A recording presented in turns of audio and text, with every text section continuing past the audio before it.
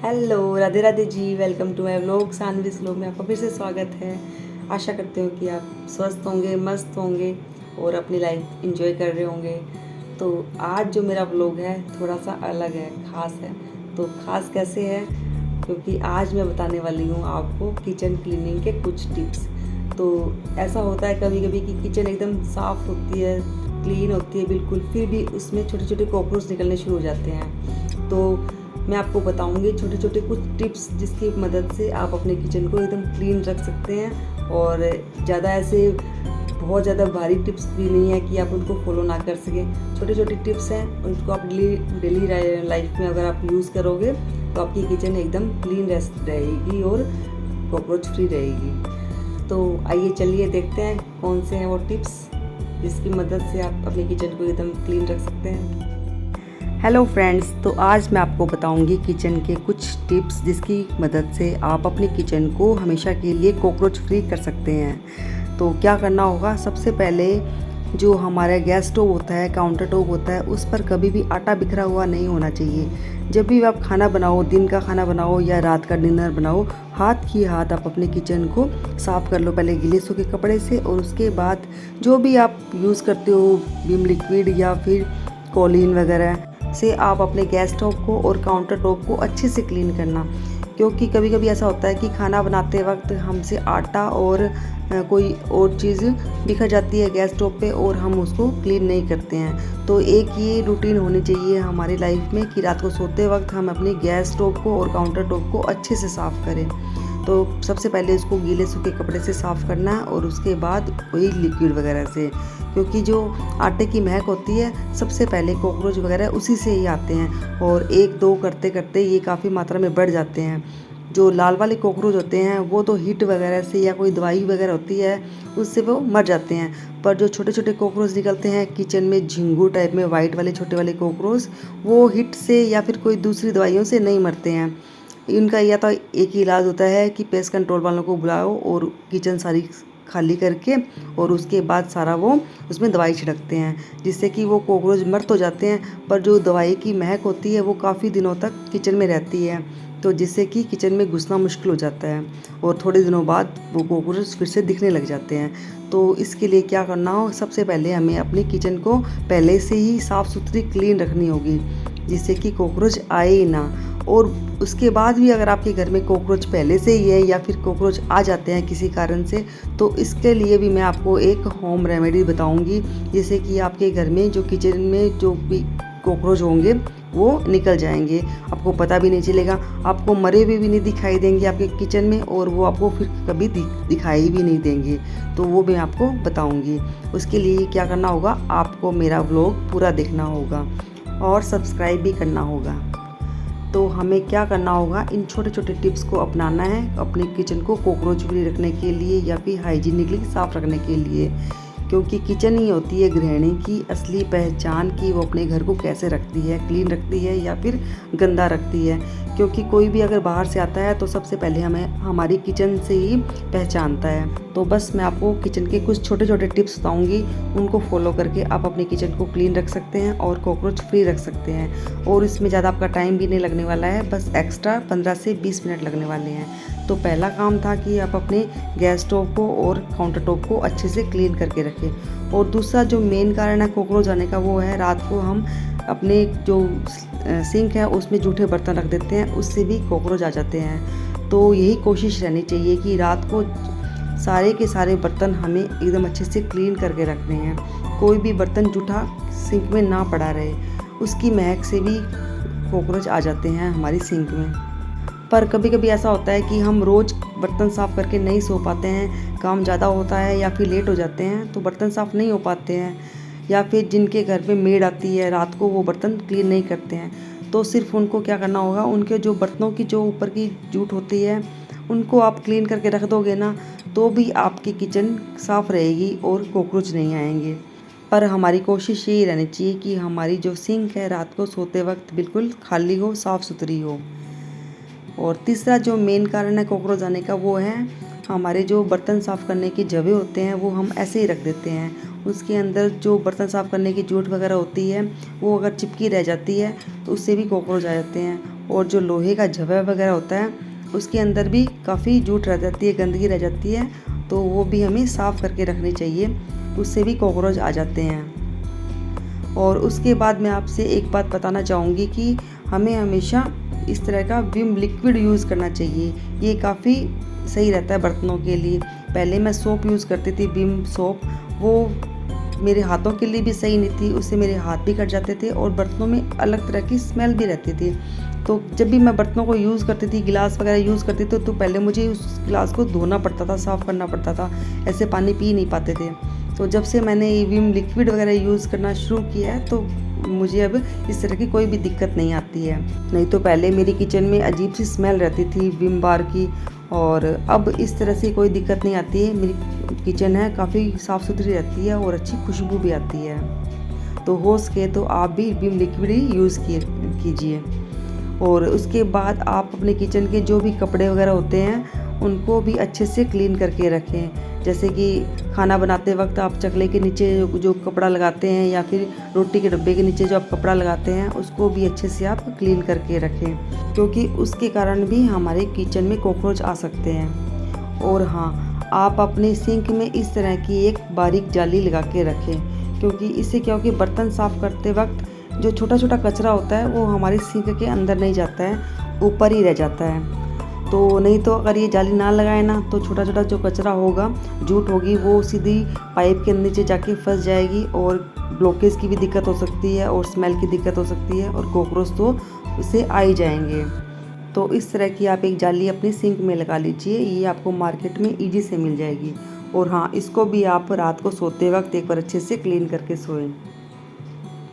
तो ये छोटे छोटे कुछ टिप्स हैं जो मैं आपको बता रही हूँ। वैसे तो कुछ अलग नहीं है, पर इन छोटे छोटे टिप्स को अगर आप रोज़ फॉलो करेंगे ना तो आपकी किचन हमेशा साफ़ सुथरी रहेगी और कॉकरोच फ्री रहेगी। तो और भी इस तरह से अगर आपको टिप्स वगैरह मेरे जानने हैं तो आपको क्या करना होगा कि मुझे फॉलो करना होगा, सब्सक्राइब करना होगा और मेरे वीडियोज़ हैं उनको आपको शेयर करना होगा, ताकि मुझे आगे भी ऐसे वीडियोज़ बनाने में मोटिवेशन मिले। तो प्लीज़ लाइक, शेयर और कमेंट आप ज़रूर करते रहना। तो बस ये इस तरह से आपको अपनी किचन को क्लीन करना है, सिंक को क्लीन करके रखना है, क्योंकि जब हम अपनी किचन को रात को ही क्लीन करके छोड़ते हैं ना तो हम जब सुबह उठते हैं तो सबसे पहले हम किचन में ही आते हैं, क्योंकि रात को लास्ट काम होता है किचन में, और सुबह जो अर्ली मॉर्निंग हमारा जो रूटीन होता है शुरू होता है वो हमारा किचन से शुरू होता है। और जब हम अपनी किचन को रात को ही क्लीन करके सोते हैं ना तो सुबह काम करने का भी मन करता है और एक नई ऊर्जा भी आती है। और वैसे ही अगर हम किचन को रात को क्लीन करके ना सोए, सिंक में बर्तन रखे हुए हों, जूठे बर्तन, और सुबह उठते ही कॉकरोच वगैरह दिख जाए तो पूरा दिन ही हमारा स्पॉइल हो जाता है, ख़राब हो जाता है।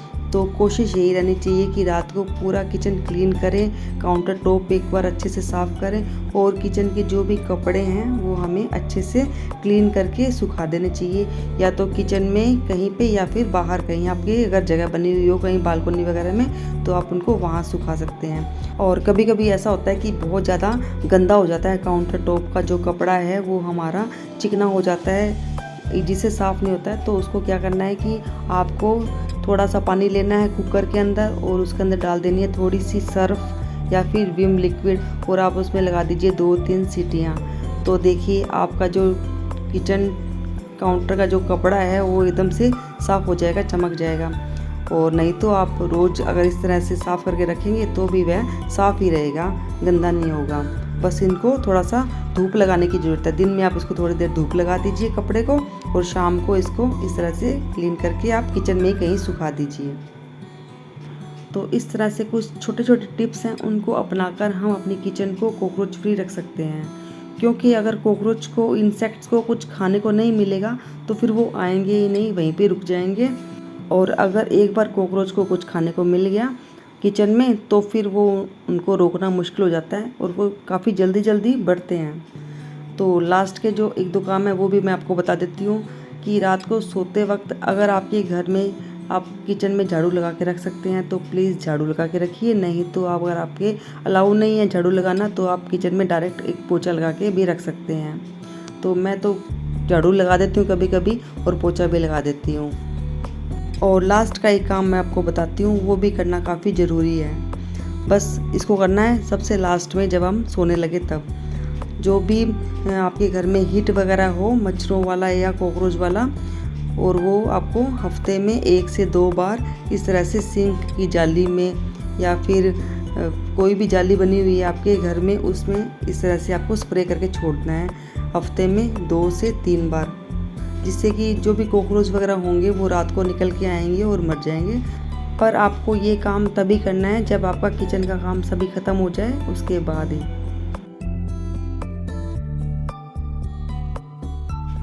तो अगर आपके घर में पहले से ही कॉकरोच हैं तो उनको भगाने का मैं आपको आसान सा उपाय बताती हूँ। तो इसके लिए लेना है आपको बोरिक एसिड, और ये आपको ईजी से ही केमिस्ट की शॉप पे मिल जाएगा। और ये वही बोरिक एसिड है जिससे बच्चे कैरम खेलते हैं तो जो पाउडर छिड़कते हैं वही ये बोरिक एसिड ही होता है। तो इसको लेना है हमें, और ये जो छोटा सा पाउच है वो आया है 20 रुपीज़ का, 20 ग्राम का। तो इसको लेना है बोरिक एसिड को, और इसके अंदर हमें मिला देना है जितना बोरिक एसिड है ना उससे 1/3 हमें लेना है आटा। तो मैंने यहाँ पे 1 से 1.5 चम्मच लिया है आटा, जिससे कि अच्छे से ये बाइंड हो जाएगा। और साथ में लेनी है हमें थोड़ी सी चीनी, जिससे कि जहाँ भी हम इसको चिपकाएंगे तो ये इजी से चिपक जाएगी। और इसको अच्छे से सूखा ही थोड़ा सा मिला लेना है। तो ये जो होम रेमेडी है बिल्कुल भी हार्मफुल नहीं है किसी तरह से, और आप इसको आसानी से बना भी सकते हैं, क्योंकि बोरिक एसिड आपको इजी से मार्केट में मिल जाएगी, और बाकी जो सामान है आटा वगैरह वो हमारे घर पे इजी मिल ही जाता है। और इसको जो गूंथना है वो दूध से गूंथना है, और बिल्कुल लिक्विड फॉर्म में नहीं करना है। जिस तरह से हम अपने आटे वगैरह को गूंथते हैं बस उस तरह से इसको गूंथना है, और थोड़ी देर इसको रख देना है ताकि ये थोड़ा सा हार्ड फॉर्म में आ जाए। तो बाकी जो कॉकरोच वगैरह मारने के जो स्प्रे वगैरह होते हैं वो हार्मफुल होते हैं बच्चों के लिए, बड़ों के लिए भी, पर ये है बिल्कुल ही सेफ़ है, किसी तरह से हानिकारक नहीं है। तो बस इसको इस तरह से थोड़ी देर बना के और रख देना है। फिर मैं आपको दिखाऊंगी कि इसका किस तरह से यूज़ करना है। तो ये जो होम रेमेडी है इसको बनाकर यूज़ कर आप अपनी किचन को कॉकरोच फ्री रख सकते हैं। मैं ऐसे नहीं कहूँगी कि 1 दिन में 2 दिन में ही कॉकरोच सारे गायब हो जाएंगे या मर जाएंगे, पर धीरे धीरे आपको लगेगा कि आपके किचन से कॉकरोच गायब हो रहे हैं। आपको दिखाई भी नहीं देंगे, मरे हुए भी दिखाई नहीं देंगे, और आपको आपके किचन से कॉकरोच गायब भी दिखाई देंगे। तो इसको थोड़ी देर ऐसे रख देना है, और 5 मिनट बाद ये थोड़ा सा टाइट फॉर्म में आ जाएगा। तो क्या करना है, थोड़ा थोड़ा आपको इसको लेना है हाथ पे, और जहाँ पर भी आपको लगे कि कॉकरोच निकलते हैं वहाँ पे आपको इसको लगा देना है। आपकी शेल्फ है किचन की, ऊपर की अलमारियाँ हैं, नीचे की अलमारियाँ हैं, ड्रॉर वगैरह हैं, उनको साइड में आपको लगा देना है इस तरह से। इस तरह से लगा के छोड़ दोगे ना तो 2 दिन बाद ये अच्छे से सूख जाएगी और यहाँ पे चिपक जाएगी, और कॉकरोच इसकी स्मेल से गायब हो जाएंगे। तो मैं आपको दिखा रही हूँ कि आपको इस तरह से लगा के छोड़नी है। देखिए, तो ये किसी तरह की हार्मफुल नहीं है। वैसे तो बोरिक एसिड अगर आप ऐसे ही फैला दो ना किचन में अपनी शेल्फ में तो भी वो काफ़ी यूज़फुल है, पर इस तरह से क्या होता है कि वो हमारे खाने में गिर सकती है, तो वो सही नहीं रहती है।